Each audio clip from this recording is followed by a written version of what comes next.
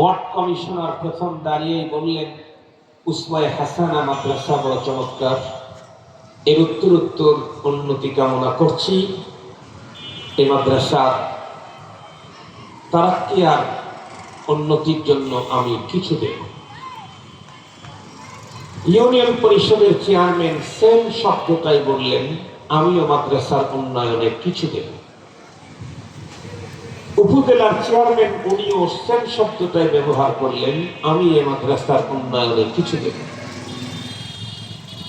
MP উনিও একই শব্দ ব্যবহার করলেন, এই মাদ্রাসার উন্নয়নে কিছু দেব। প্রতিমন্ত্রী একই শব্দ ব্যবহার করলেন, এই মাদ্রাসার উন্নয়নে কিছু দেব। একজন পূর্ণমন্ত্রী একই শব্দ ব্যবহার করলেন, এই মাদ্রাসার উন্নয়নে কিছু দেব। প্রাইম মিনিস্টার যিনি, উনিও একই শব্দ ব্যক্ত করলেন, এই মাদ্রাসায় কিছু দেব। সবগুলি অতিথির তার মুখ থেকে বের হয়েছে একটা শব্দ, সেটা কিছু। কিন্তু বলুন তো দেখি, সবগুলার অতিথির কিছুর অ্যামাউন্ট কি একই সমান? না। মেম্বার কমিশনারের কিছু মানে 5 থেকে 10,000 টাকা, ইউনিয়ন পরিষদের চেয়ারম্যানের কিছু মানে 10 থেকে 15,000 টাকা, উপজেলা পরিষদের চেয়ারম্যানের কিছু মানে 15 থেকে 20,000 টাকা, একজন এমপির কিছু মানে 20 থেকে 50,000 টাকা, একজন প্রতিমন্ত্রী কিছু মানে 50 থেকে 1 লাখ টাকা, একজন পূর্ণমন্ত্রীর কিছু মানে 1 লাখ থেকে 5 লাখ টাকা, একজন প্রাইম মিনিস্টারের কিছু মানে 5 লাখ থেকে 50 লাখ বা 1 কোটি টাকা। শব্দ কিন্তু কিছু একটাই। এই কিছু বলার পরে তারা যা মাদ্রাসায় দিলেন, প্রথম যিনি কিছু বলেছিলেন তার কিছু হলো 5 থেকে 10,000, সর্বশেষ তিনি কিছু বললেন তার কিছু হলো 50,000 থেকে 1 কোটি। একজন মানুষের লেভেলের কম বেশির কারণে যদি এই কিছুটারই এত তারতম্য হয়, তাহলে উসওয়াতুল হাসানা মানে উত্তম আদর্শ। এই উত্তম পৃথিবীর কোন মানুষের কণ্ঠে না আল্লাহর কণ্ঠে? কথা বলেন না একটু? আল্লাহর কণ্ঠে। এই সুন্দর কি পৃথিবীর কোন মানুষের কাছে সুন্দর না আল্লাহর সুন্দর? উত্তম এটা কোন মানুষের ভাষা না, নবীদের ভাষা। এইখানে উসওয়াতুল হাসানা এটা কোন কায়নাত, মহান কায়নাতের স্রষ্টা মহান আল্লাহর কথা। সঙ্গত কারণে এই হাসানা আর আমার আপনার হাসানা জিন্দেগিতেও এক পালায় মাপা যাবে। আল্লাহ পাকের কোরআনে আল্লাহ তাআলা যে আয়াতে উসওয়াতুল হাসানা বলেছেন, উত্তম আদর্শ, আমাদের জিজ্ঞাসা হলো, হুজুর কার ব্যাপারে আল্লাহ পাক উত্তম আদর্শের কথা বললেন? আমরা প্রত্যেকেই জানি, এই পৃথিবীতে যত মানুষ আল্লাহ পাক পাঠিয়েছিলেন, এখন আছে, আগামী দিনে পাঠাবেন, সমস্ত মানুষের মধ্যে সবচেয়ে শ্রেষ্ঠতম মানুষ নবী এবং রাসূলগণ। নবী আর রাসূলের চাইতে উন্নত কোন মানুষ পৃথিবীতে আল্লাহ তাআলা তৈরি করেননি। সমস্ত মানুষ মাটির তৈরি, নবী এবং রাসূলগণ মাটির তৈরি, কিন্তু সাধারণ মানুষ সাধারণ মাটির তৈরি। নবী এবং রাসূলগণকে আল্লাহ পাক জান্নাতি মাটি দিয়ে তৈরি করেছেন। জান্নাতি মাটি, জান্নাতে যেমন পরগাছা হয় না, কোন নবী এবং রাসূলদের অন্তরের ভিতরে আমাদের মতো পরগাছা তৈরি হয় না। মুহতারাম হাজিরিন, সমস্ত নবী এবং রাসূলগণের মধ্যে সবচেয়ে বড়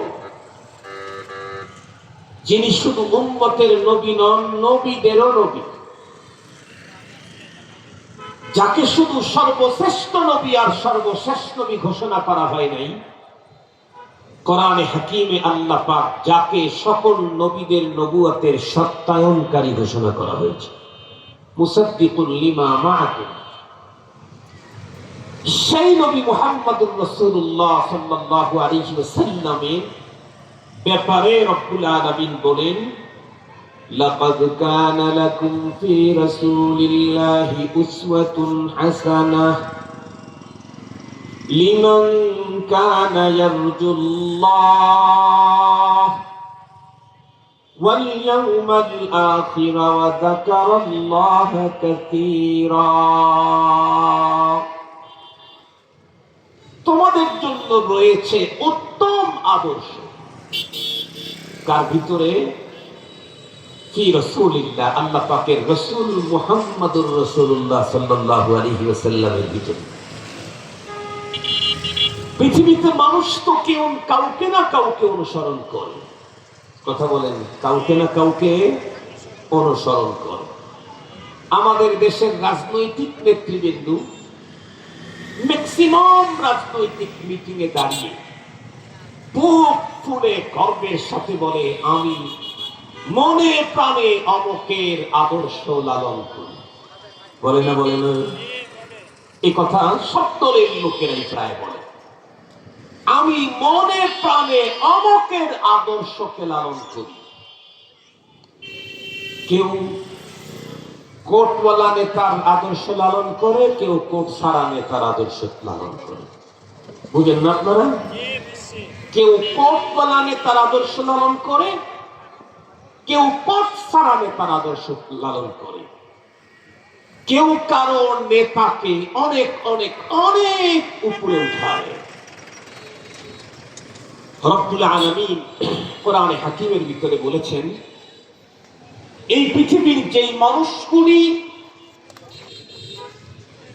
আল্লাহর সাক্ষাতের বিশ্বাসী, আল্লাহ পাকের সাক্ষাতের প্রত্যাশী আর পরপারের বিশ্বাসী হবে, তাদের জন্য মডেল হলো মুহাম্মদুর রাসূলুল্লাহ সাল্লাল্লাহু আলাইহি ওয়াসাল্লাম। কথা ক্লিয়ার? আমি কি আল্লাহর সাথে সাক্ষাতের প্রত্যাশা রাখি? আমি কি পরপারকে বিশ্বাস করি? আমি যদি পরপারের প্রতি বিশ্বাসী হয়ে থাকি, আর যদি আমার রবের সাথে সাক্ষাতের প্রত্যাশী হয়ে থাকি, তাহলে রব বলেছেন, তোমার জন্য উত্তম আদর্শ মুহাম্মদুর রাসূলুল্লাহ সাল্লাল্লাহু আলাইহি ওয়াসাল্লাম। মহানবী সাল্লাল্লাহু আলাইহি ওয়াসাল্লামকে আল্লাহ তাআলা স্পেশালদের স্পেশাল করে তৈরি করেছে, স্পেশালদের স্পেশাল করে তৈরি করেছে। এই কারণে পৃথিবীর কোন একজন মানুষ হাজার গবেষণা করে, সারা দুনিয়াকে মন্থন করে, অতীতের সকল যুগের সকল মনীষীদের জীবনকে হাজারবার দেখে রিচার্জ করে মুহাম্মদুর রাসূল সাল্লাল্লাহু আলাইহি ওয়াসাল্লামকে মানবতার সিরিয়ালে দ্বিতীয় মানুষ বানাইতে পারেন। দি 100 যে বইটা লেখা হয়েছে পৃথিবী খ্যাত, 100 জন মনীষী জীবন ইতিহাস সেখানে আছে। কোন মুসলিম লিখেছে কি?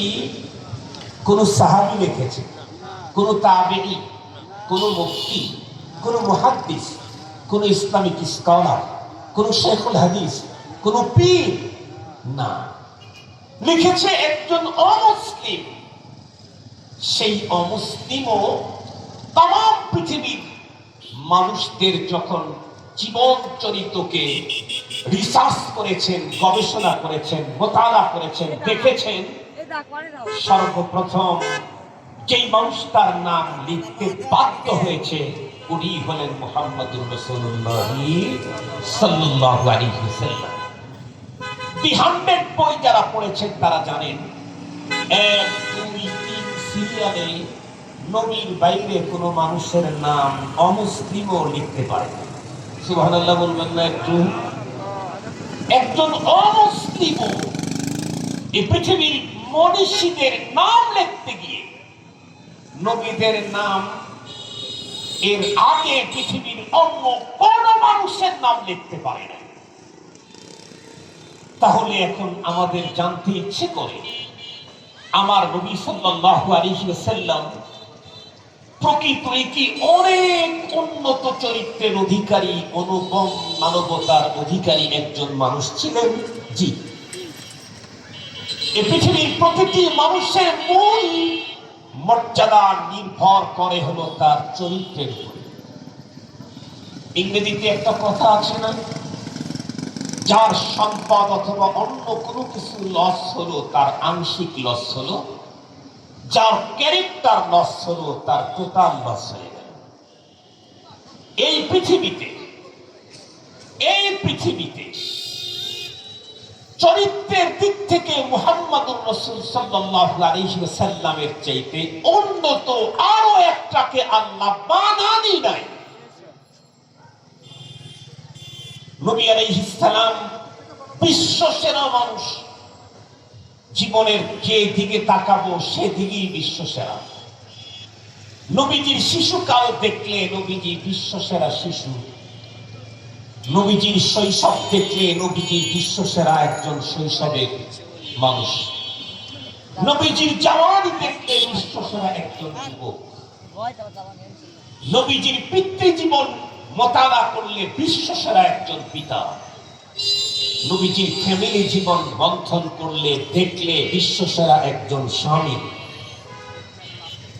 পৃথিবীর কোন সাইডটা দেখবেন, মানুষের যত সাইড হতে পারে তামাম সাইডে পয়গম্বর বিশ্ব সেরা। আমি সেখান থেকে একটা গুরুত্বপূর্ণ সাইড আপনাদের খেদমতে পেশ করব। সেটা হলো রাসূল করিম সাল্লাল্লাহু আলাইহি ওয়াসাল্লামের চারিত্রিক দিক, মানবতার দিকটা আমি পয়গম্বরের আপনাদের খেদমতে পেশ করতে চাই। একজন মানুষের স্বভাব চরিত্রের দিক থেকে অথবা একজন মানুষ ভালো না মন্দ, এই ব্যাপারে সবচেয়ে নিট এন্ড ক্লিন, স্বচ্ছ, ফ্রেশ, মিয়া ওয়া জিয়াদা ওভার 100 রিপোর্ট কে পেশ করতে পারেন? কথা বলেন না কেন? আবার একটু জোরে বলেন, আল্লাহ। কেন? আল্লাহু খালিকুনা, আল্লাহ আমাদের স্রষ্টা। নবী সন্দাদানাত কে দার নামাতিস, চেদানন্দে মারদুম কে দার জামাতিস। যিনি লেখক উনি তো বলতে পারেন চিঠির ভিতরে কি লেখা আছে, আর একজন বলতে চাইলে খুলে পড়া ছাড়া কোনো উপায় নেই। কিন্তু যিনি লিখেছেন তার কি পড়ার প্রয়োজন আছে? না। কেন? উনি লিখেছেন। তামাম পৃথিবীর সমস্ত মানুষকে তৈরি করেছেন রব্বুল আলামিন। রব্বুল আলামিন যদি কারো চরিত্রের ব্যাপারে, স্বভাবের ব্যাপারে সার্টিফিকেট দেন, তাহলে এই লোকটার আরো চরিত্র খোঁজাখুঁজি করবার কোনো প্রয়োজন নেই। আসেন, মহান স্রষ্টা তার রাসূলের ব্যাপারে কোরআনে কি বললেন? আল্লাহ পাক বলেন, ইন্নাকা লাআলা খুলুকিন আযীম। ওগো আমার দোস্ত, আমার হাবিব, আপনি হলেন মহান চরিত্রের অধিকারী। সুবহানাল্লাহ বলবেন না? যেন মহান চরিত্র, আযীম চরিত্র। আল্লাহ পাকের ভাষায় আযীম। পৃথিবীতে আল্লাহ পাকের পরে এই পৃথিবীতে কেউ কারো ব্যাপারে সবচেয়ে ভালো রিপোর্ট দিতে পারে কে? তার পীর সাহেব। কথা বলেন না কে? পীর সাহেব দিতে পারে, দাদাই দিতে পারে, মায়ে দিতে পারে। সবচাইতে ভালো রিপোর্ট দিতে পারে তার রফিকায়ে হায়াত, স্ত্রী। এই কারণে আল্লাহ পাকের রাসূল বলেছেন, খিয়ারুকুম খিয়ারুকুম লিআহলিহি। কারো ব্যাপারে যদি তার স্ত্রী বলে জানা লোকটার এই ব্যাপারে ভালো, তাহলে এটা 100% সহি রিপোর্ট। কেন? একজন মানুষ তার নিজের অবস্থান, ক্যারেক্টার, চরিত্রকে স্ত্রীর সামনে গোপন রাখতে পারে। চলতে চলতে চলতে চলতে এক সময় জেনেই ফেলে।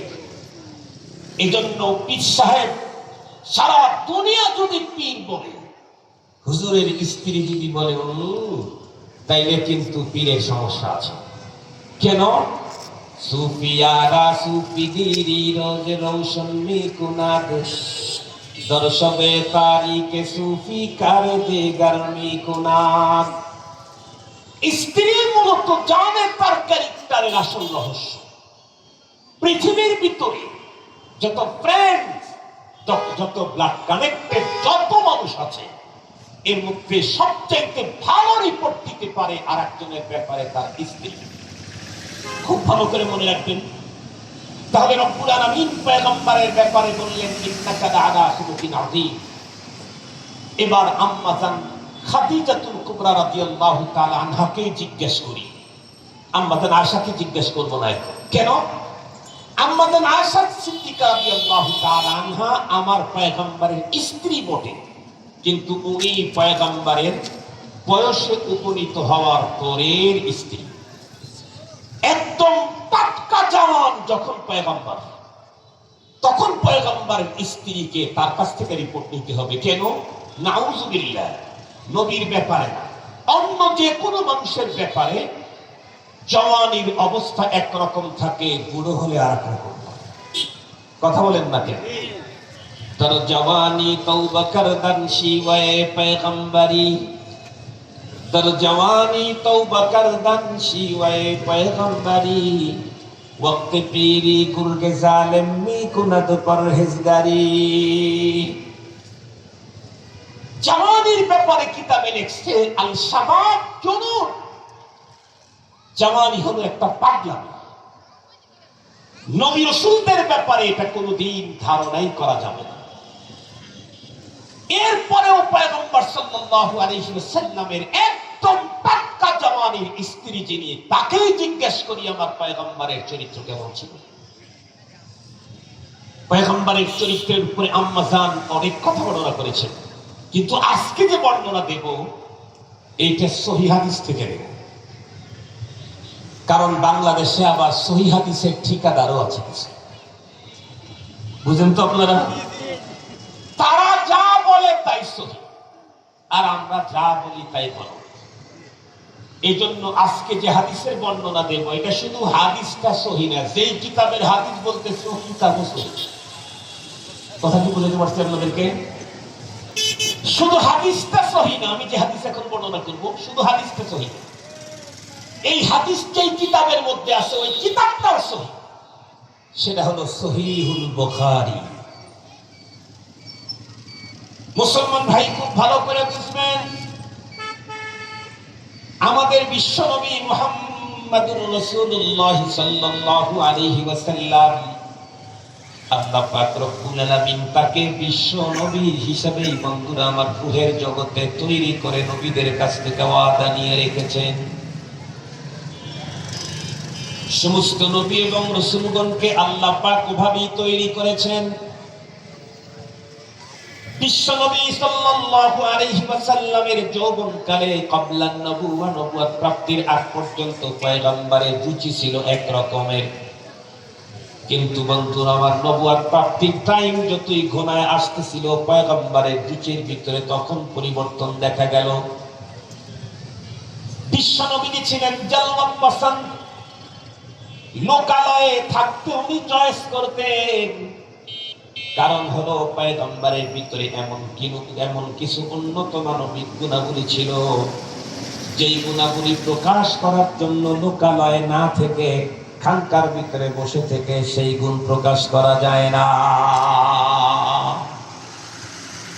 বিশ্বনবীর ছোট্টবেলারই কিছু নেশা ছিল, কিছু পেশা ছিল।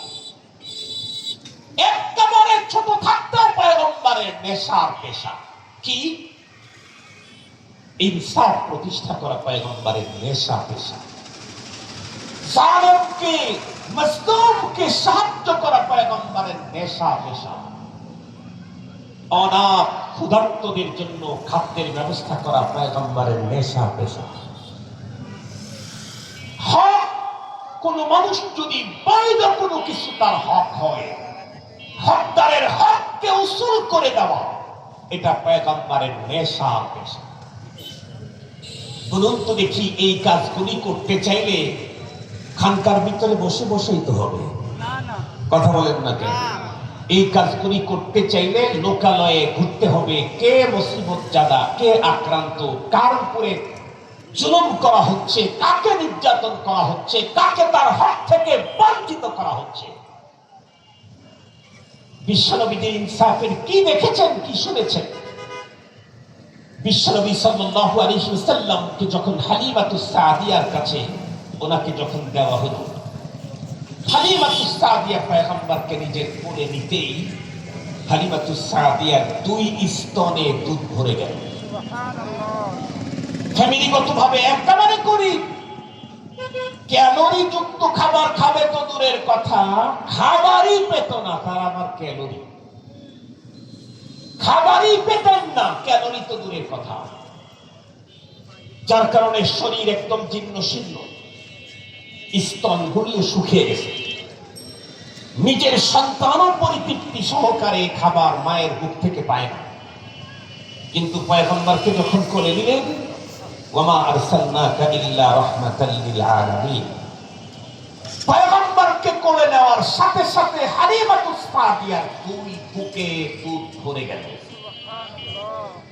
হালিমাতুস সাদিয়া সর্বপ্রথম পয়গম্বরকে কোলে নিয়ে 2 স্তনের যেই স্তনটা পয়গম্বরের মুখের ভিতরে দিলেন, বিশ্বনবী সাল্লাল্লাহু আলাইহি ওয়াসাল্লাম দুগ্ধপায়ী সন্তান, তার মানে 3 বছরের সন্তান না, 4 বছরের সন্তান না। কোরআনে হাকিমে তো দুধ পান করানোর সীমা আল্লাহ পাক বলে দিয়েছেন, ওয়া হামলুহু ওয়া ফিসালুহু 30 শাহরা। খুব ভালো করে বোঝার জন্য চেষ্টা করেন। হযরতে হালিমাতুস সাদিয়া পয়গম্বরকে নিজের কোলে নিয়ে প্রথম যে স্তনটা পয়গম্বরের মুখে দিলেন, পরবর্তীতে যতদিন পর্যন্ত পয়গম্বরকে দুধ পান করাইছেন, হাজার চেষ্টা করেও আরো একটা অন্য স্তন পয়গম্বরের মুখে দিয়ে কখনো চাটাইতে পারেন নাই। কেন? পয়গম্বর শিশু, দুগ্ধপায়ী সন্তান, তখনও তার দুধ ভাইয়ের হক যেন নষ্ট না হয়। 2টি দুধ আমি খেয়ে নেব? মার বুকে তো দুধের গুড়াও মাত্র 2টা, আমি একাই তো দুধ পান করবো না, ওই মায়ের পেট থেকে জন্ম নেওয়া সন্তানও তো আছে, তারও তো হক আছে।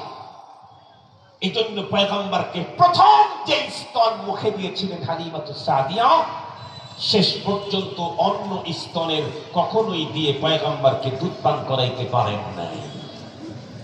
আমাদের চরিত্র দুগ্ধপায়ী হলে তো বুঝি নাই, বড় হওয়ার পরেও আমার জন্য সরকারি বাজেট আছে যতটুকু, আমি এতটুকুনে রাজি নাই। 5 জনকে মেরে হোক, কেটে হোক, হত্যা করে, খুন করে, গুম করে হোক, আর একজনের সব আমি চাই। এটা হলো আমাদের চরিত্র।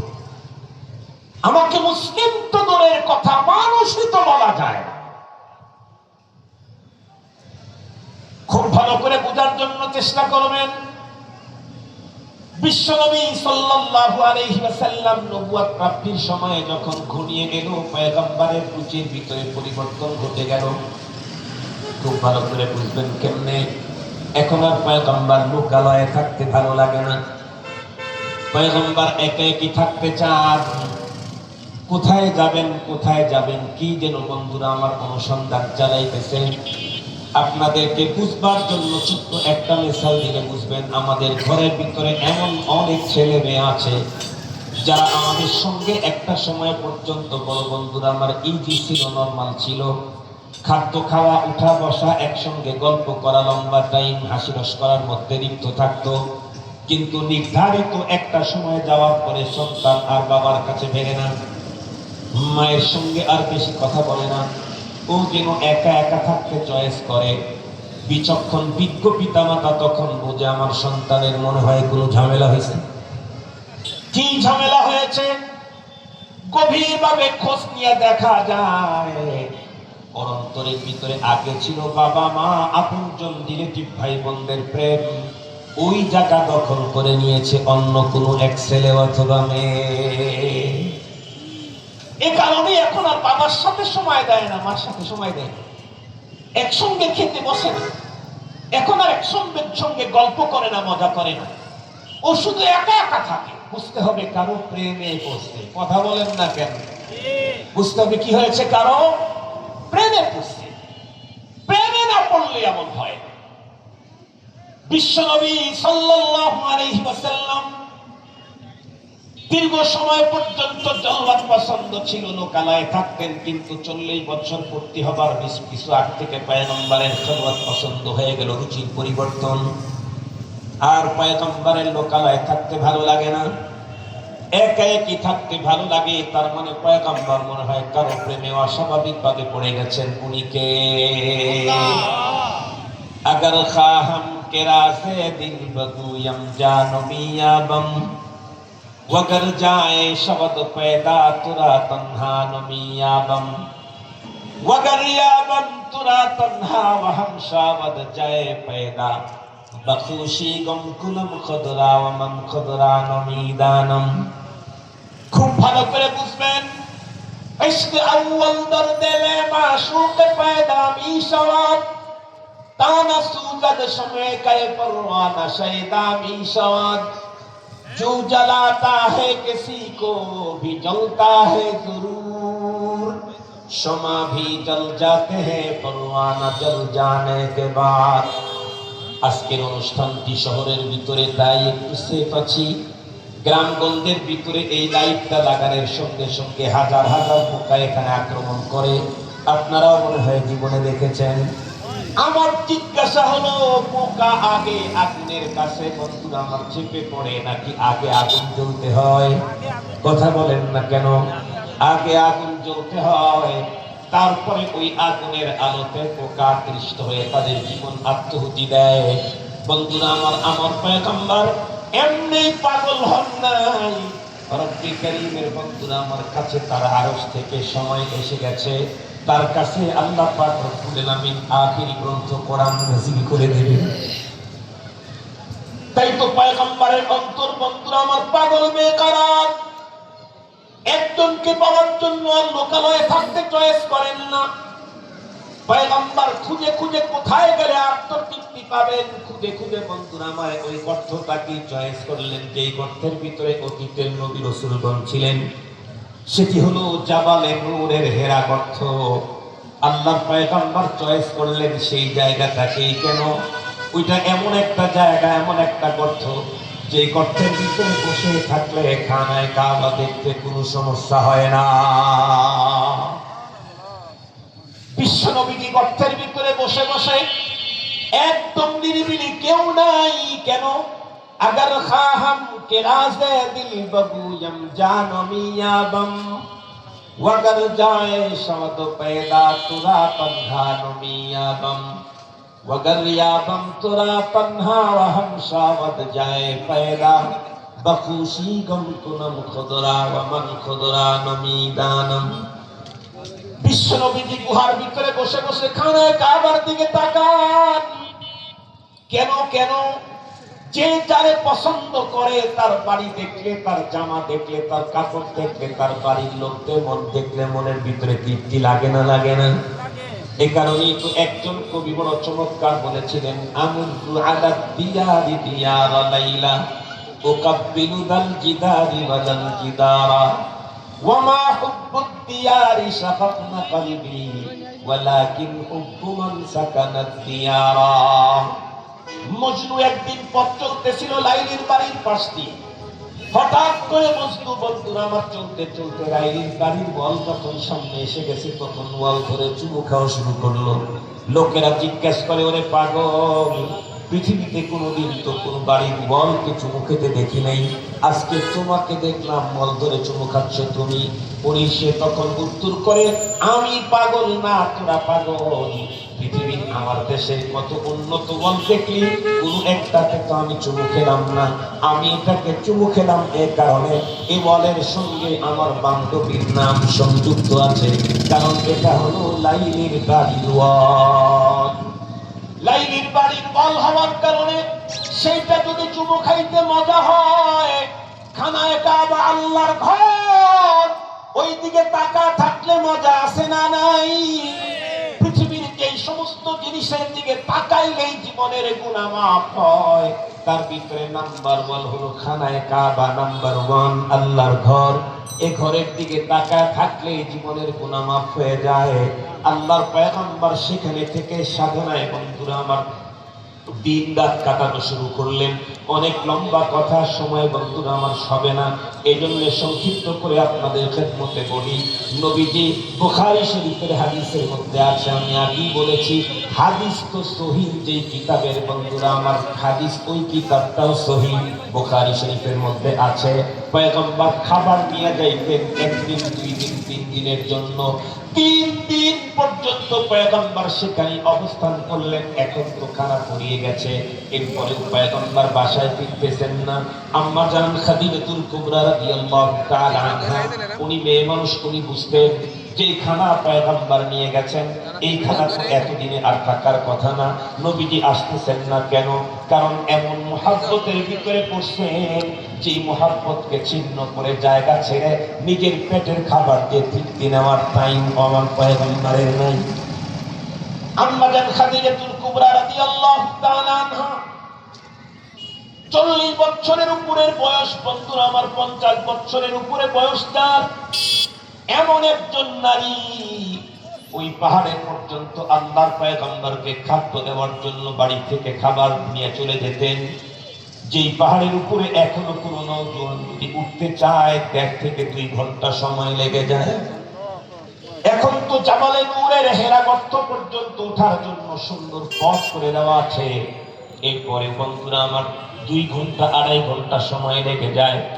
1400 বছর আগে ওই জায়গাতে কোনো মানুষ যেত না, সেইখানে একজন 50 ঊর্ধ্ব বয়সের নারী পয়গম্বরের জন্য খাবার নিয়ে সেই পাহাড়ের চূড়ায় উঠতেন। দিনগুলি চলতেছিল, রাতগুলি যাচ্ছিল। হঠাৎ 40 বছর পূর্তি যখন হয়ে গেল, জিবরাইল আমিন, বন্ধুরা আমার সেই হেরা গর্তের ওখানে জিবরাইল আমিনের আগমন ঘটলো। 3টা সোমবার ছিল। জিবরাইল আমিন এসে পয়গম্বরকে ডেকে বললেন, আপনি আসেন। পয়গম্বর যখন জিবরাইল আমিনের কাছে আসলেন, তখন পয়গম্বরকে চিৎ করে শোয়া দিলেন। পয়গম্বরের সিনাখানাকে বন্ধুরা আমার ফেলে ফেললেন। এরপরে ভিতর থেকে কি কি যেন বের করে সুম্মা গাসালাহু বিমা'i যামযাম, যামযামের পানি দিয়ে সেটাকে পরিষ্কার করলেন। এরপরে পয়গম্বরের সিনার ভিতরে ওই জিনিসগুলি ধুয়ে পরিষ্কার করে আবার রেখে দিলেন। এরপরে আল্লাহ পয়গম্বরকে ডেকে বললেন, ইকরা, আপনি পড়ুন। নবীজি বললেন, মা আনা কারিইন, আমি পড়তে জানি না। এই কথা বলতেই জিবরাইল আমিন পয়গম্বরকে ধরলেন, চিপ দিলেন, ছেড়ে দিলেন। ফাআখাযানি ফাখাত্তানি হাত্তা বালাগা মিন্নিয়াল জুহুদ। এরপরে আবার ছেড়ে দিয়ে বললেন, ইকরা, আপনি পড়ুন। পয়গম্বর একই উত্তর দিলেন, মা আনা বিকারিইন, আমি পড়তে জানি না। জিবরাইল আমিন সুম্মা আখাযানি ওয়া ফাকাত্তানি হাত্তা বালাগা মিন্নিয়াল জুহুদ সুম্মা আরসালানি। এরপরে আবার আমাকে ধরে চিপ দিলেন, এরপরে ছেড়ে দিয়ে বললেন, পড়ুন। 1 বার 2 বার 3 বার চিপ দিয়ে ছেড়ে দেওয়ার পরে বললেন, ইকরা বিসমি রাব্বিকাল্লাযী খালাক। বন্ধুরা আমার সূরাতুল আলাকের 5 আয়াতে কারিমা তেলাওয়াত করে দিলেন। পয়গম্বর এখন জিবরাইল আমিনের কণ্ঠের সঙ্গে কণ্ঠ মিলাইয়া পড়া শুরু করলেন। পড়াপড়ি যখন কমপ্লিট হয়ে গেল, জিবরাইল আমিন পয়গম্বরকে ডেকে বললেন, পয়গম্বর, এখন গুহা থেকে আমার সঙ্গে পাহাড়ের পাদদেশে নেমে আসুন। পাহাড়ের পাদদেশে চলে এলে জিবরাইল আমিন পাহাড়ের এক পাথরের উপরে বন্ধুরা আমার তার পায়ের পোছা দিয়ে একটা আঘাত করতেই পাথর বন্ধুরা আমার পেটে বিদীর্ণ হয়ে ভিতর থেকে স্বচ্ছ পানি ঝর্ণা বের হওয়া শুরু হয়ে গেল। জিবরাইল আমিন প্রথম নিজে ওযু করলেন, এরপরে রাহমাতুল আলম সাল্লাল্লাহু আলাইহি ওয়াসাল্লামকে বললেন, আপনি ওযু করুন, আমি যেমন করেছি। এরপরে জিবরাইল আমিন পয়গম্বরকে নিয়ে পাহাড়ের পাদদেশে 2 রাকাত সালাত আদায় করলেন। এরপরে জিবরাইল আমিন তার জায়গাতে চলে গেলেন। পয়গম্বর তার বাড়ির দিকে রওনা করলেন। খাদিজাতুল কুবরা রাদিয়াল্লাহু তাআলা আনহার বাসার ভিতরে আসার পরে পয়গম্বর আম্মা জানকে ডেকে বললেন, খাদিজা, জাম্মিলুনি জাম্মিলুন। ততক্ষণে পয়গম্বরের ভীতির কারণে ঘাড়ের 2 দিকের রগগুলি অনেক ফুলে উঠে দাপাদাপি করছিল। আম্মা জানকে ডেকে বললেন, খাদিজা, তুমি আমাকে কম্বল দিয়ে জড়ায় ধরো। এরপরে পয়গম্বর ওই পাহাড়ের উপরে কি কি ঘটনা ঘটলো সবগুলি ঘটনা আম্মা জানকে খুলে বললেন। একটা পর্যায়ে গিয়ে বলে ফেললেন, খাদিজা, ইন্নী খাশিতু আলা নাফসি। খাদিজা, আমি আমার নিজের জীবনের আশঙ্কা করছি। এই কথা বলতেই আল্লাহর পয়গম্বরের স্ত্রী আম্মাজান খাদিজাতুল কুবরা রাদিয়াল্লাহু তাআলা আনহা আমার পয়গম্বরকে বললেন, কাল্লা। নবীজি যখন বললেন, খাদিজা আমি আমার জীবনের উপরে ভয় পাচ্ছি, আম্মাজান খাদিজাতুল কুবরা রাদিয়াল্লাহু তাআলা আনহা মুহূর্তের ভিতরেই পয়গম্বরের সেই শঙ্কাটাকে উড়িয়ে দিলেন, বললেন, কাল্লা, কখনোই এমনটি হতে পারে না। আল্লাহ, কসম আল্লাহ। আল্লাহু আকবার বলেন। কিছুক্ষণ পূর্বে বললেন কখনোই এটি হতে পারে না। এরপরে পয়গম্বরকে 100% আশ্বস্ত করার জন্য আল্লাহর নামের শপথ করলেন আম্মাজান খাদিজা, বললেন কাল্লা। এরপরে বললেন ওয়াল্লাহ লা ইউখজিকাল্লাহু আবাদা, কখনোই না, কসম আল্লাহর, জীবনেও কোনোদিন আল্লাহ পাক রব্বুল আলামিন আপনাকে অপদস্থ করবেন না। এখন প্রশ্ন হলো, খাদিজা কোন শক্তির কারণে তুমি এ কথা বলতেছো? আমার কোনো সমস্যা হবে না, আল্লাহ আমাকে অপদস্থ করবেন না। কিসের উপরে? আম্মাজান খাদিজাতুল কুবরা রাদিয়াল্লাহু তাআলা আনহা তার কারণ হিসেবে পয়গম্বরের 5টা মানবিক গুণের কথা বললেন। নাম্বার 1, ইন্নাকা লাতাসিলুর রাহমা তাহমিলুল কাল্লা তাকসিবুল মাদুম ওয়া তাকরিদ যায়ফ ওয়া তুঈনু আলা নাওয়াইবিল হক।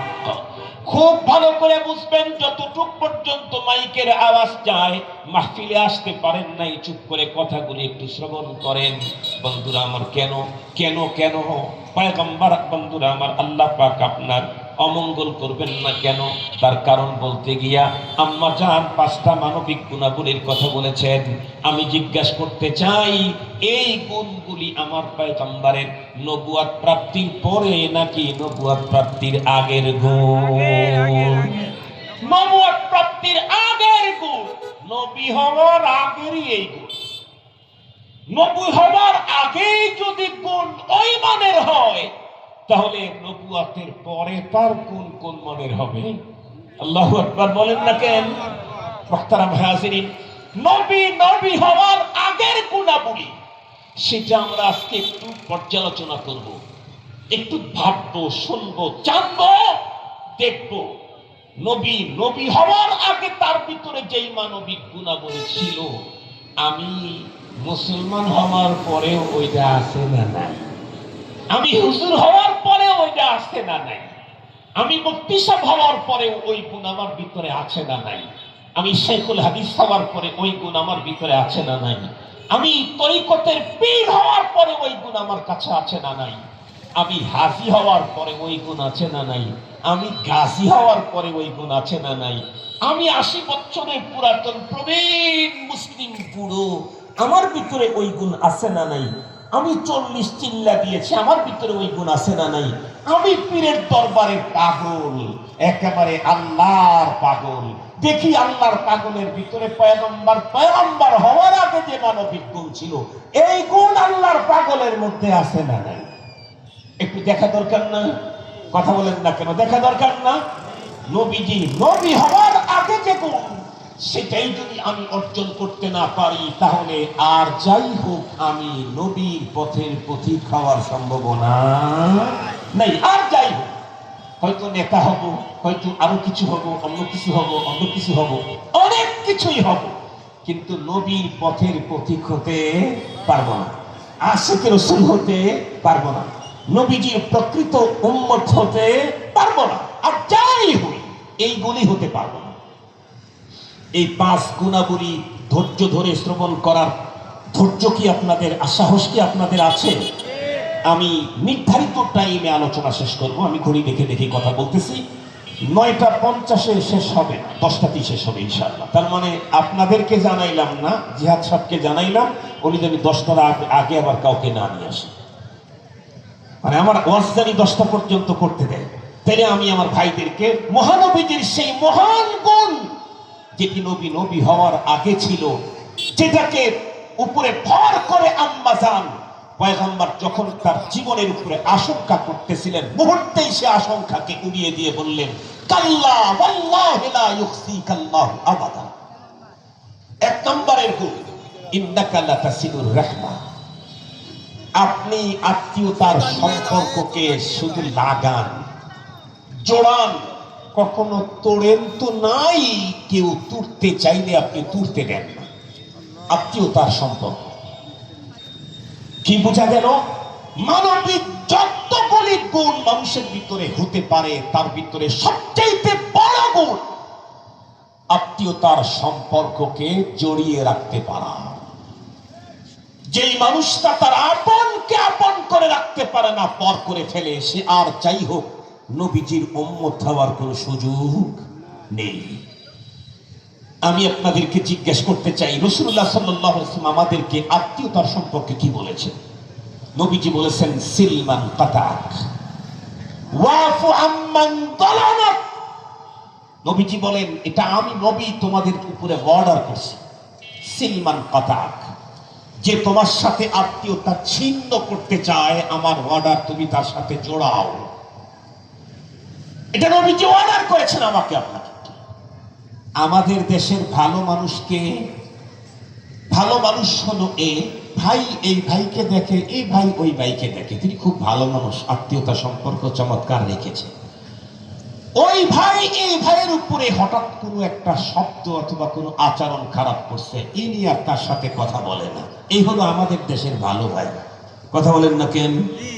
এটা কি নবীজির অর্ডার? নবীজি বললেন, সিলমান কাতা, ছিন্ন তো করতে পারবাই না আত্মীয়তার সম্পর্ক, বরং কেউ ছিন্ন করতে চাইলে তোমাকে জোড়া লাগাইতে হবে। বলুন, পৃথিবীতে যত ব্লাড কানেক্টেড আছে তার মধ্যে সবচেয়ে বড় ব্লাড কানেকশন কার সাথে? আমার মার সাথে আমার। কেন? আমি তার শরীরের রক্ত দিয়েই আমার শরীর। কথা বলেন না কেন? পৃথিবীতে রক্তের সম্পর্কের যারা আছে তার ভিতরে এক নম্বরে হলো আমার মা। কেন? তার শরীরের রক্ত দিয়েই আমার শরীর। আমি যখন থেকে মায়ের পেটে ঢুকছি তখন থেকে মায়ের প্রতি মাসে নির্ধারিত পথ দিয়ে ব্লিডিং বন্ধ করা হয়েছে। কেন? এই ব্লাড দিয়ে মার কলিজার টুকরা সন্তান তৈরি করা হচ্ছে। সুবহানাল্লাহ বললেন না? যে আমি যখন মায়ের পেটে ঢুকেছি তখন থেকে মায়ের ব্লিডিং, নিয়মিত ব্লিডিং বন্ধ। কেন? ওই রক্ত এখন ফেলে দেওয়া হবে না, ওই রক্ত দিয়ে মায়ের কলিজার টুকরা সন্তান তৈরির কাজ চলতেছে। সুবহানাল্লাহ বললেন না? মুসলমান ভাইরা আমার ভালো করে বুঝবেন, এই পৃথিবীর ভিতরে রক্তের সম্পর্ক যাদের সাথে আছে, এক নম্বরের মা, দ্বিতীয় নম্বরের বাবা। এক নম্বরে যদি বাবা রাখেন অসুবিধা নেই, কিন্তু তারপরে তিনবার বন্ধুরা আমার মা মা মা বলতে হবে। এরপরে বন্ধুরা আমার ব্লাড কানেকশনের ভিতরে বোন, ভাই বোন। এরপরে ব্লাড কানেক্টেড যারা আছে তাদের ভিতরে চাচা, মামা, আর অনেকে আছে। সত্যিকার কথা বলুন তো দেখি, বর্তমান এই যুগে মুসলমান আমরা যারা, তারা বন্ধুরা আমার আত্মীয়তার সম্পর্কটাকে কতটুকু জোড়ায় রাখতেছি? ভাই বোন তো দূরের কথা, বাংলাদেশে এমন হাজার হাজার মা আছে যেই মা আর বাবা একটু বন্ধুরা আমার সামনে সিধা বয়স হওয়ার পরে 24 ঘন্টাই টেনশনের মধ্যে থাকে, না জানি কখন আমাকে আমার সন্তান আর পুত্রবধূ ঘর থেকে বের করে দেয়। একটা সময় ছিল এই দেশে, একটা সময় ছিল এই দেশে শিক্ষা দীক্ষা এত ছিল না, রাস্তাঘাট এত উন্নত ছিল না, মানুষের ভিতরে শিক্ষা দীক্ষা ছিল না, কিন্তু প্রত্যেকটা সন্তান তার বাবার মৃত্যুর আগ দিন পর্যন্ত বাবাকে জন্মের মতো ডরাইতো। ভাবতো না জানি বাবা তার বাড়ি থেকে কখন আমাকে বের করে দেয়, কারণ এ বাড়ি আমার না, যতক্ষণ পর্যন্ত বাবা দুনিয়া থেকে চলে না যাবে ততক্ষণ পর্যন্ত বাড়ির মালিকানা দাদা থাকলে দাদা, না হলে বাবা। এই কারণে প্রতিটি সন্তান ভয়ে থাকতো, প্রতিটি পুত্রবধূ ভয়ে থাকতো, না জানি কখন শ্বশুর আমাদেরকে বের করে দেয়। এই জন্য প্রত্যেকটা বন্ধুরা আমার পুত্রবধূ শাশুড়ির সঙ্গে সুন্দর আচরণ করত, বাবা মার সঙ্গে শ্বশুরের সঙ্গে সুন্দর আচরণ করত। এখন এত এত বড় শিক্ষিত, ডিগ্রির কোনো আত্মা নাই বন্ধুরা আমার, ডিগ্রির কোনো অন্ত নাই, শেষ নাই। কিন্তু ডিগ্রিধারী সন্তানদের জ্বালায় এখন তাদের বাবা মা 24 ঘন্টাই টেনশনে থাকে, না জানি কখন আমাদেরকে আমাদের সন্তান নিজের বাড়ি থেকে বের করে দেয়। আওয়াজ করেন না কেন? তার মানে খুলনায় সব আব্দুল কাদের জেলানি জন্ম নিছে, তো কথা বলেন না কেন?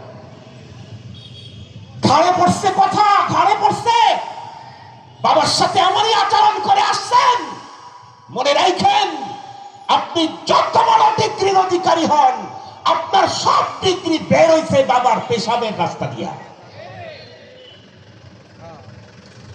আপনি কয় দেশের রাজা, আপনি কয় দেশের প্রেসিডেন্ট, আপনার বাবা যদি পাগল হয়, আপনার প্রেসিডেন্টই বের হইছে বাবার পেশাবের রাস্তা দিয়ে। কোন রাস্তা দিয়ে বের হয়েছেন আপনি? আমি আবার বাবার কোন রাস্তা দিয়ে বের হয়েছি? দুনিয়ার সব জায়গায় ভাব দেখাও, বাবা মার সাথে ভাব দেখানোর কোনো সুযোগ নাই, পারমিশন নাই। কোরআন পড়েন, কোরআন তাম পৃথিবীর মানুষের সাথে আমাকে ইনসাফ করার অর্ডার করেছে, কিন্তু আব্বা আর আম্মার সাথে আমাকে ইনসাফ করলে হবে না, আমাকে ইহসান করার অর্ডার করেছে। ওয়াকাদা রাব্বুকা আল্লা তা'বুদু ইল্লা ইয়্যাহু ওয়া বিল ওয়ালিদাইনি ইহসানা, ইনসাফ না ইহসান।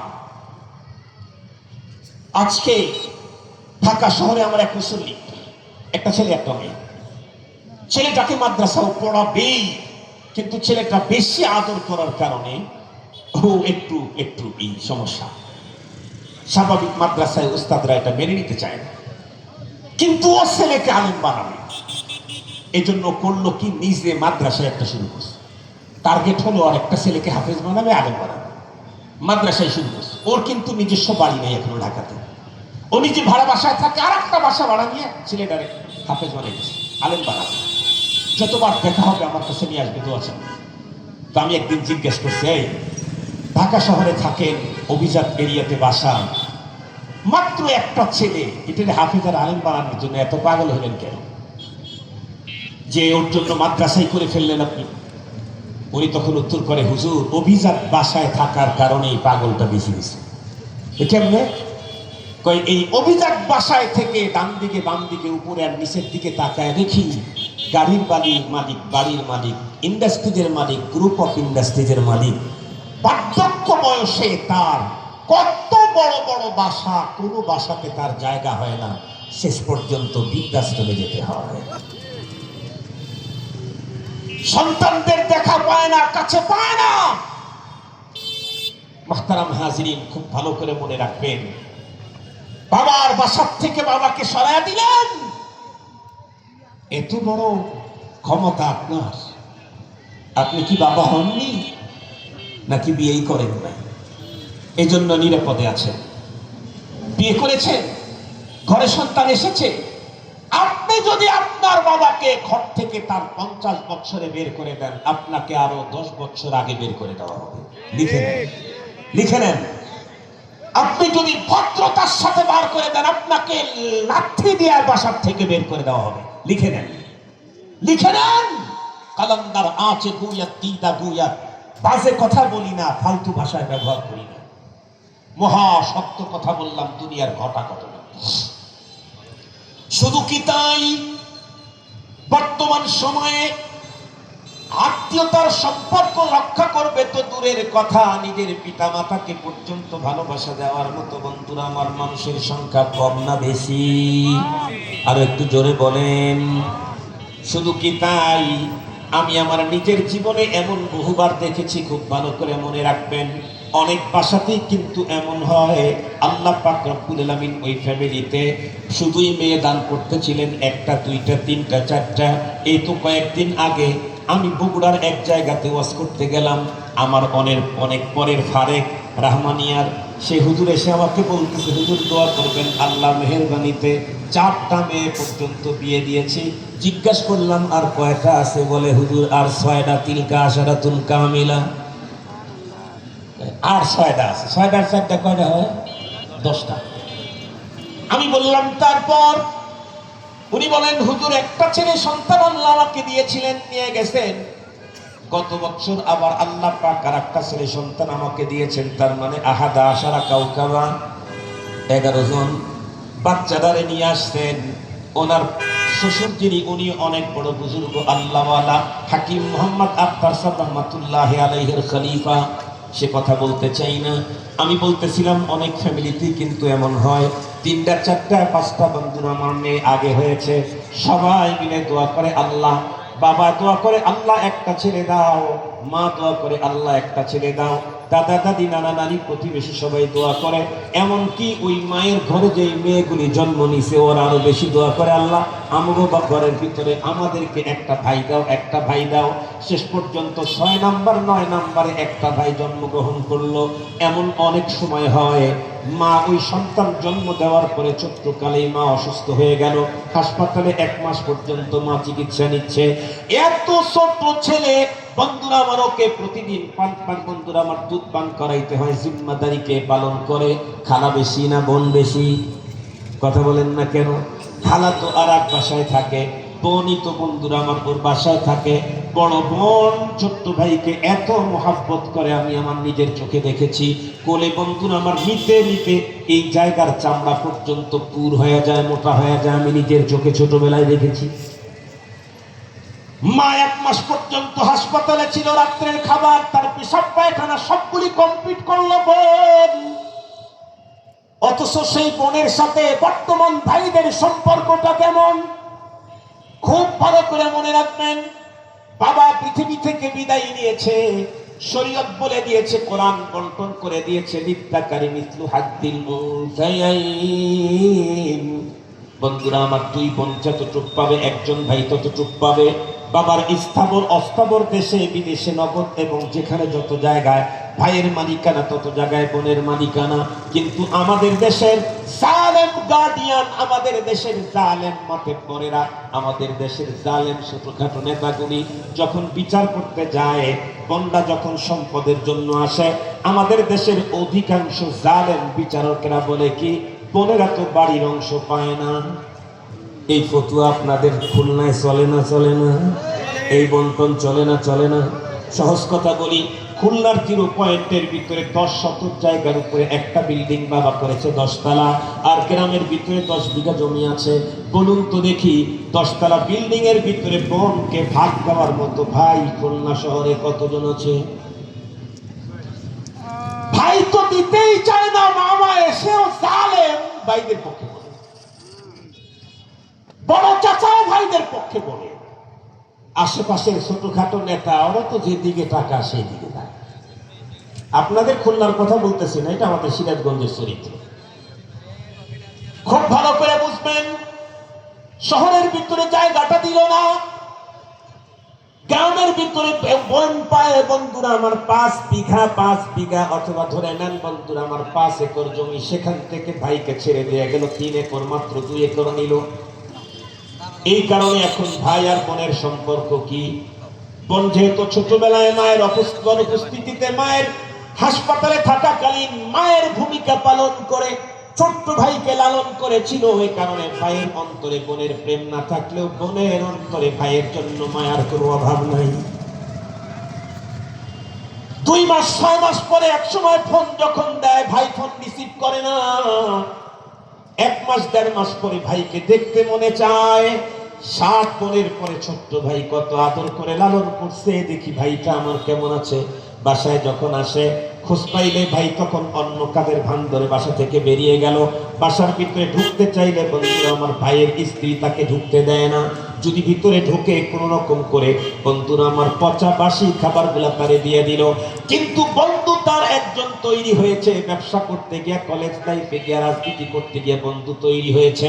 বন্ধু যদি কোনোদিন ফোন দেয়, বলে দোস্ত আমি তোমার বাসায় আসবো, স্ত্রীকে ডেকে বলে স্ত্রী রে আমি তো কাজে চলে আসছি সাতক্ষীরাতে, আমার বন্ধু নাকি আসবে, খুব দ্রুত তুমি সুন্দর করে 10 আইটেমের খাবার তৈরি করো, শুনছি ওর ওয়াইফকে নিয়ে আসবে, ছোট্ট একটা বাবু ওর তৈরি আল্লাহ পাক দান করছে তাকে নিয়ে আসবে, ওদের জন্য সুন্দর মার্কেটিং করো। আমি ওই ভাইকে জিজ্ঞাসা করতে চাই, ওরে গাদ্দার জালেম, তুমি যেই বন্ধুর জন্য 20 আইটেমের খাবার তৈরি করার অর্ডার করলা, বন্ধুর বইয়ের জন্য 50,000 টাকা দিয়ে শাড়ি খরিদ করে দিলাম, তার মেয়েটার জন্য 30,000 দিয়ে বেবি সেট তুমি নিয়ে আসলা অথবা আংটি তুমি দান করলা। আমি জিজ্ঞাসা করতে চাই, বন্ধু তোমার কবেকার বন্ধু? যেদিন তোমার মা অসুস্থ হয়ে হাসপাতালে ছিল, তোমার পায়খানা করার সময় বন্ধু পরিষ্কারের সময় এসেছিল নাকি? তুমি যখন কান্না করা ছাড়া খাবার চাইতে পারতে না, তখন যেই বোন তোমাকে খাবার দিত, সেই সময়কার তোমার এই বন্ধু নাকি? তাই যদি না হয়, যে বোন তোমাকে ছোট্টবেলায় খাবার চাইতে পারতে না, নিজের ঘুম হারাম করে তোমাকে লালন করলো, সেই বোন এখন তার নিজের পাওনা নিতে এসেছে। পুরাপুরি দেওয়া হয় নাই, কিছুটা দেওয়া হয়েছে। এরপরেও আবার সেই বোন বাসায় আসার পরে তুমি বাড়ির থেকে চলে গেলা, তার মানে তোমাকে আর যাই বলা যাক বন্ধুরা আমার, মানুষ বলার কোনো সুযোগ নাই, মানুষে বলা যায় না। আল্লাহ পাক আমাদেরকে পয়গম্বরের চরিত্রে চরিত্রবান হওয়ার তৌফিক দান করুন, আমিন বলেন। এই মাদ্রাসার নাম কি? উসওয়ায়ে হাসানা। তার মানে এখানে যারা পড়বে পয়গম্বরের এই অনুপম চরিত্রের অধিকারী হওয়ার প্রশিক্ষণ গ্রহণ করবে। সুবহানাল্লাহ বলেন। আর চারটা একেবারে 2-3 শব্দ বলে শেষ করে দেই। আমার ভাই কথাটাই মেনে আসছেন, মাত্র 2 মিনিট। 2 নাম্বার হলো, নবীজি কি করতেন? তাহমিলুল কালি। মানুষের যত ঝামেলা পয়গম্বর তাদেরকে বলতেন আপনি নিরাপদ থাকেন, সব ঝামেলাকে মোকাবেলা করতেন পয়গম্বর নিজে। সুবহানাল্লাহ বলেন, সুবহানাল্লাহ বলেন, সুবহানাল্লাহ বলেন। অন্যের বোঝা পয়গম্বর নিজের কাঁধে বহন করতেন। আমাদের চরিত্র আরেকজনের কাঁধে যত বোঝা চাপায় দেওয়া যায়, বৈধ অবৈধ। ঠিক বললাম না? ঠিক বললাম। আরেকটা পয়গম্বরের চরিত্র হলো তাকসিমুল মাদুম। ফ্যামিলিতে কেউ উপার্জন যোগ্য নাই, নবীজি উপার্জন করতেন তাদের জন্য। সুবহানাল্লাহ বলেন না যে আমাদের চরিত্র কি? অমুক হুজুর অনেক টাকা দিয়ে একটা ঝামেলায় ফালায়, অমুক লোক খুব অল্প দিনে অনেক টাকার মালিক হয়েছে, এক গ্রুপ গিয়া বলে ভাই আমাদের কিছু দিবেন না, ছোট ভাইদেরকে একটু দেখেন না। কথা বলেন না কেন? ইনকাম করছে ও, ওর পকেটে থাকা আমার বরদাস্তই হয় না, ওকে মেরে কেটে হত্যা করে গুম করে খুন করেও ওর সম্পদ আমাকে দখল করতে হবে, এটা আমার চরিত্র। আর যাই হোক না কেন মানুষ হতে পারে না। চতুর্থ নাম্বার তাকরিস্তাই। নবী রাসূল মেহমানদেরকে খুব বেশি মেহমানদারি করতেন, আপ্যায়ন করতেন, সম্মান করতেন। আমি একটা কথা সবসময় বলি, আজকেও বলি, কারণ এটা যতক্ষণ বলবো এটা আমার ভাইয়ের সময় আমি নিলাম। কারণ আমি যেই সংগঠনের সদর, সেই সংগঠনের আলা সদর রাবেতাতুল ওয়াইজিন বাংলাদেশ। আমি দেখেছি বাংলাদেশের অনেক ওয়াজ মাহফিলে বক্তাদের সাথে খারাপ আচরণ স্টেজেও হয়েছে অতীত সময়, দেখেন না আপনারা? আবার শুনি কখনো কখনো তাদের সাথে রাস্তায় তাদের গাড়ি টাইম করে আক্রমণে এসে। এই জাতীয় জিনিসগুলি কখনো ইসলামের সাথে নেয় না, ইসলামের সাথে এটা মানায় না। আপনারা বলতে পারেন হুজুর বক্তাদের তো আচরণ ইসলামের সাথে মানায় না। আমি মেনে নিলাম 1 মিনিটের জন্য। আপনারা বলতে পারেন বক্তার বিরুদ্ধে অনেক অভিযোগ আপনাদের আছে, এত বড় বস্তা আছে কি? আগে টাকা চায়, স্টেজে যাওয়ার আগে সব পরিশোধ চায়, আবার অমকে আসতে চায়, এই খাইতে দিতে চায়, বলতে এই এত বড় ফেরেস্তে দেয়, খাবারের ইয়া দেয়, গ্রুটিং দেয়, অমক তমককে এসে অনেক, সব আমি মেনে নিলাম। কিন্তু আমি জিজ্ঞাসা করতে চাই, এই জাতীয় কোনো বক্তাকে আপনাদেরকে কোনোদিন বলছে যে ভাই আমারে দাওয়াত দিন? তারপরে দাওয়াত দিয়েছেন? আর আমাদের বাংলাদেশের মানুষের চরিত্র তো হলো যে নিজে দাওয়াত চায়াস করতে চায় তারে দেয় না, মোবাইল থেকে বক্তা চয়েস করে। কথা বলেন না কেন? ইউটিউবে গিয়ে বক্তা চয়েস করে। তো আপনি তো চয়েস করছেন, চয়েস করে যেহেতু দাওয়াত দিয়ে নিয়ে আসছেন, এখন আপনাকে এই বক্তাকে অসম্মানী করার কোনো অধিকার নাই, কারণ সে আপনার মেহমান। ও তো বক্তা, কোন ইহুদিকে যদি বাসায় মেহমান করে দাওয়াত দিয়ে নিয়ে আসেন, অপমান করবার কোনো এখতিয়ার নাই কোন মুসলমানের, কোন হিন্দুর পর্যন্ত নাই। হিন্দুকে দাওয়াত করেছেন আপনি, এহসাস ও ইকরাম করেন, সম্মান করেন, আপ্যায়ন করেন, আপনার অনুপম চরিত্রে যেন কালেমা করতে বাধ্য হয়ে যায়। মুহতারাম হাজিরিন, মেহমান যেহেতু আপনি তাকে সাব্যস্ত করেছেন, এখন আর তাকে অপমান করবার কোনো সুযোগ কথা বলেন না কেন? মনে থাকবে তো ইনশাআল্লাহ। পয়গম্বরের চতুর্থ পঞ্চম নাম্বার চরিত্র, নবীজি হকদারের হক তার কাছে পৌঁছিয়ে দেওয়া পয়গম্বরের নেশা পেশা। হকদারের হক উসুল করে দিতে তার জীবন থাকবে না যাবে এই চিন্তাই পয়গম্বর করতেন না। ছোট্ট একটা ঘটনা ভাইয়ের কাছ থেকে 2 মিনিট শেষ করে দিই। পয়গম্বর সাল্লাল্লাহু আলাইহি ওয়াসাল্লাম মক্কাতুল মুকাররমার খানায় কাবার চত্বরে বসেছিলেন। এক লোক আসলো, পাশেই বসেছিল। ও মাশাআল্লাহ, ভাই বলতেছে অশুদ্ধ এসেছি। ওই তো পাশে বসেছিল উতবা সাইবা, মক্কার বড় বড় লিডার। এই লোকটা দূরের থেকে আসছে তো, ও তো আর এখানকার লিডার যে কার সাথে হৃদ্যতা কার সাথে শত্রুতা এটা তো ওর জানে না, ওটা বাইরের মানুষ। এসে তাদেরকে বললো, ভাই আপনাদের নেতা আবু জেহেল আমার কাছ থেকে একটা বাহন কিনে দিয়েছে। আমি খুব গরিব মানুষ, অনেকদিন হয় টাকা দেয় না, দিচ্ছি বলে দেয়, দিচ্ছি বলে দেয় না, একটু প্লিজ আমাকে কি একটু সহযোগিতা করবেন? ওরা তখন মুস্কি হাসি দিয়ে একজন আর একজনের উপর ঢলে পড়ে বলে, এই কাজ আমরা করি না, এই কাজ করে ওই যে বসে আছে ওখানে মুহাম্মদ, আমরা বলি সাল্লাল্লাহু আলাইহি ওয়াসাল্লাম। ওই লোক মনে করছে যে একটু জানে না যে তাদের সাথে ভিতরে শত্রুতা। এদিকে এরা ভিতরে ভিতরে ষড়যন্ত্রের জাল আগের থেকে বলে রাখছে।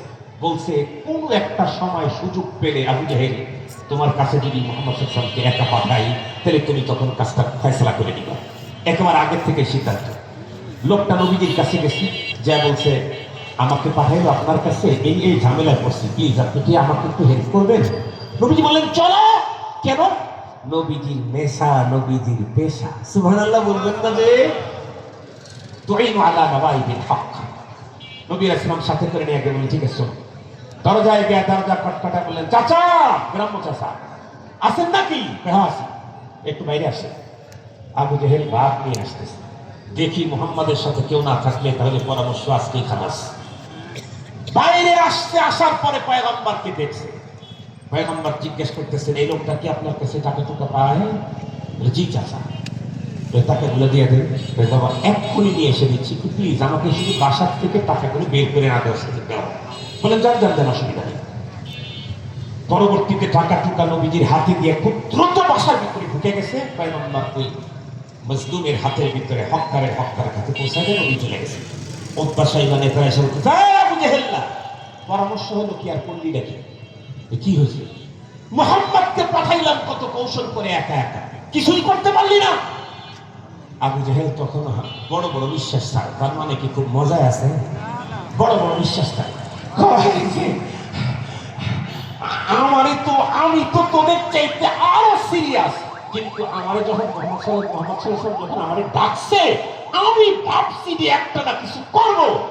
আমি মুহাম্মদ সাল্লাল্লাহু আলাইহি চেহারার দিকে তাকাই দিই, দেখি মুহাম্মদ সাল্লাল্লাহু আলাইহি মাথার উপরে এক বিশাল প্রাণী এইভাবে হা করে আছে। শুধুই যদি বলি যে টাকা নেই নাই, তাইলে আর আমারে পাইছে। এই জন্য আমি আমার জীবন বাঁচানোর জন্য বল আমার কাছে টাকা বলো না, জীবন বলো।